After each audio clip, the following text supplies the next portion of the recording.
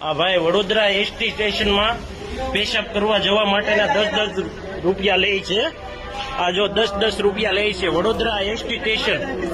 હા, પેશાબ કરવા જવા માટેના 10-10 રૂપિયા લે છે. ભાઈ તમારી પાસે બધા પાસે માંગ્યા ને 10-10 રૂપિયા? હા, એ વડોદરા એસટી સ્ટેશનમાં 10 રૂપિયા પેશાબ કરવા જવા માટેના લે છે આ ભાઈ. હા, બધા પાસે 10-10 માંગ્યા ને ભાઈ તમારી પાસે?